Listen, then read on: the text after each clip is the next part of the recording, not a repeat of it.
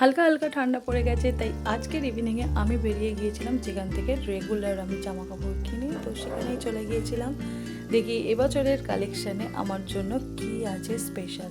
তো কোথাও আমি সময় নষ্ট না করে চলে গেছি ডাইরেক্ট ওমেন কাউন্টারে, এবং সেখানে গিয়ে দেখছি এখন আমার জন্য কি রাখা আছে। দেখতেই পাচ্ছ এখানে কত জামা কাপড়, কিন্তু বেশিরভাগই সব দেখছি ফুল স্লিভওয়ালা ড্রেস, আর আমি ফুল স্লিভ ড্রেস কিন্তু খুব কম পরি।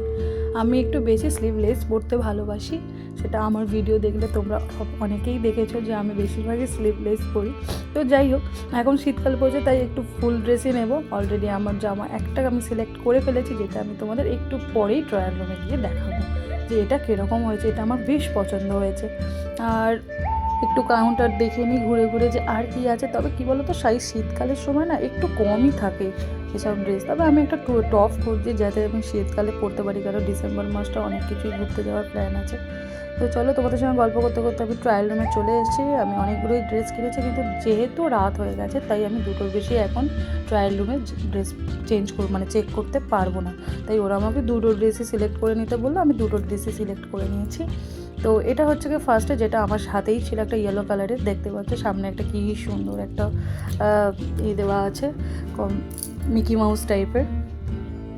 তো এই ড্রেসটা আমার বেশ পছন্দ হয়েছে, কারণ আমাদের এখন কলকাতায় বেশি শীতকাল পড়ে না, কারণ 1 মাসের মতো শীতকাল থাকে। তাই শীতকালের ড্রেস কিনতে গেলে বাড়ির লোক খুবই রেগে যায়, কর্তামশাই তো ভীষণ রেগে যায়। তাই আমি বললাম যে চলো একটা হালকা শীতকালের কিছু দিই, কারণ ড্রেস কিনতে কে না ভালোবাসে। তো আমিও এটাই সিলেক্ট করে নিয়েছি, এটা আমার খুব পছন্দ হয়েছে।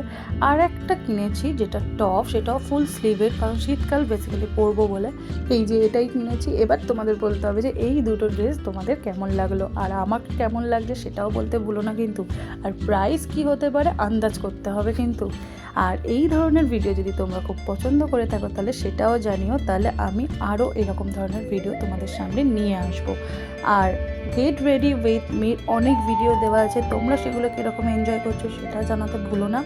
তো ওভারঅল আজকের ভিডিও কেমন লাগলো সেটাও জানিয়ে দিও। তো কমেন্ট করতে ভুলো না কেউ। আমার সঙ্গে আরও অনেক ভিডিওর জন্য প্রস্তুত থাকো। তো ততক্ষণ ভালো থাকো অ্যান্ড গুড নাইট।